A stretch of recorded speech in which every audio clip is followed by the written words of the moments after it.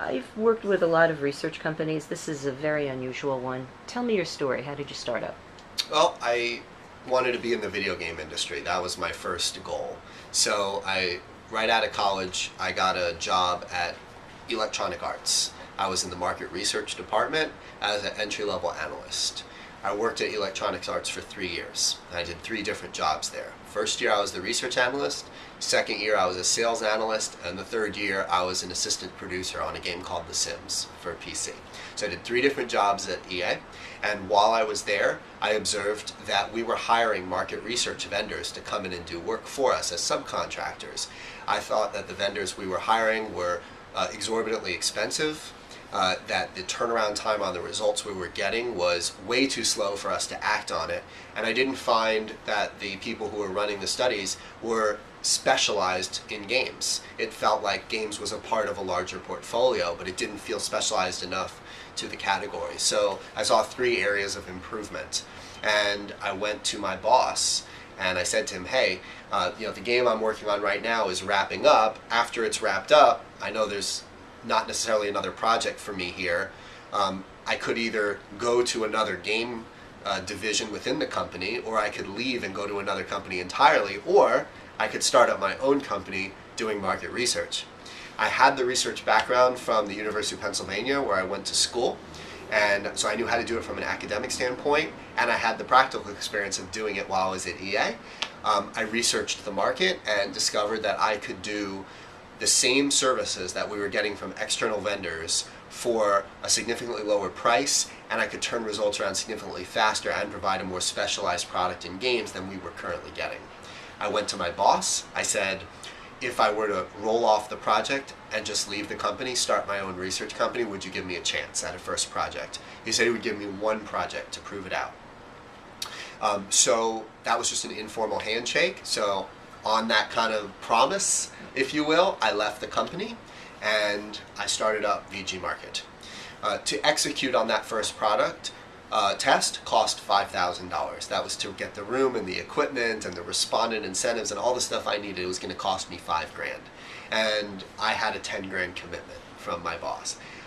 Over working at EA for the 3-year period, I had saved up the $5 grand that I needed to kick off my first. So basically what I did is I just invested my life savings of $5,000 in pulling off this first project.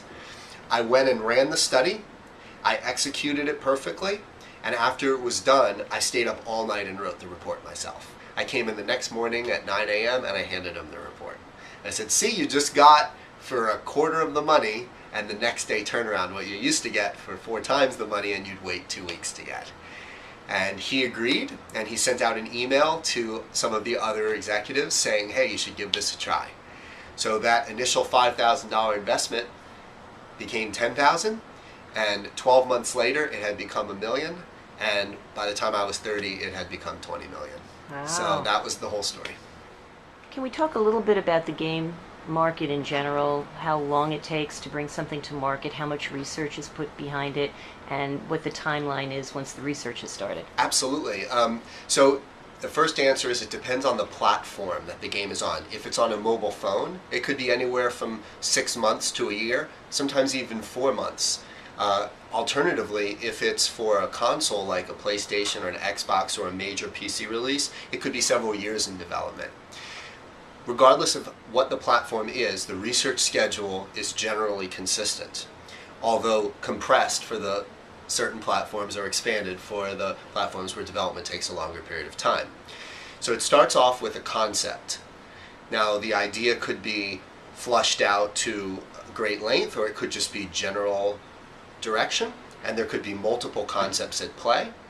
We'll come in and do a concept test. That's where we put positioning statements or concept descriptions in front of consumers and say, hey, what do you think about this direction? Here are some features, here's some early art to take a look at, here's some video footage or an early prototype.